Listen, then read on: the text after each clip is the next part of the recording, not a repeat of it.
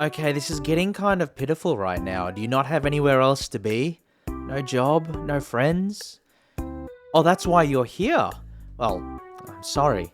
I'm a virtual idol, so we can't really be friends, but maybe if you pay for a virtual handshake, we could maybe be acquaintances? No, I'm kidding, I'm joking. Come on in. I got a fun one today. Hello and welcome. I hope everyone out there is doing well today. There's been a lot going on in the world of Tooru in the last few months, and although change is scary, it is also necessary if I'm to accomplish the goals that I've set out for myself in life. And today, I want to show off something that I put together actually for my new role at work. I'm not exactly allowed to show off the inner offices of Turtle Corp, but the pandemic and explosion of work from home employment has meant that much of the existing office equipment never really got updated. So when I started my new role, there was an old, sticky membrane keyboard waiting for me.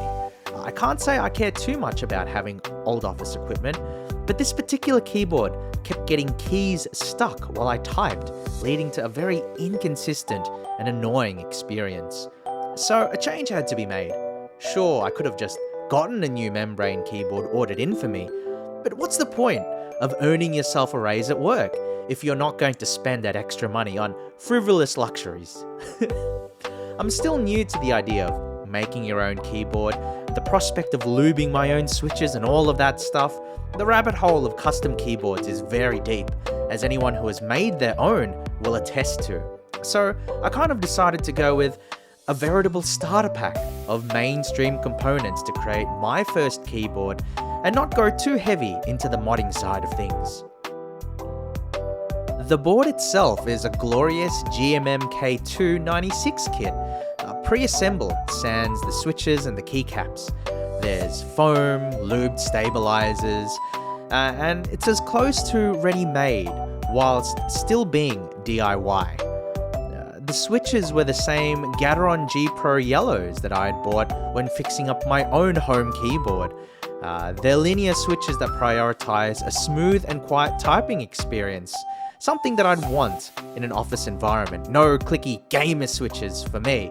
I also have a video where I replace those switches on my home keyboard if you'd like to check that out in the playlist. To top it all off, we have Keychron keycaps. I'll be honest, I just got the cheapest double-shot PBT keycaps with a nice color scheme. There's no greater purpose or greater thought involved with my keycap selection there.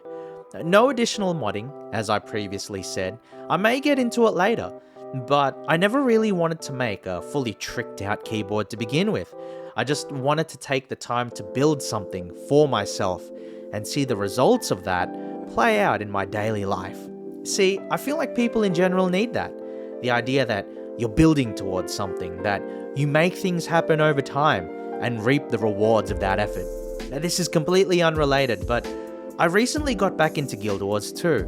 If you watch my stream, twitch.tv/TooruCH wink wink nudge nudge, though I may change the stream name to something that fits more in line with my socials, to be honest. Anyway, if you watch the stream, you'll notice that I've been doing some raid streams here and there.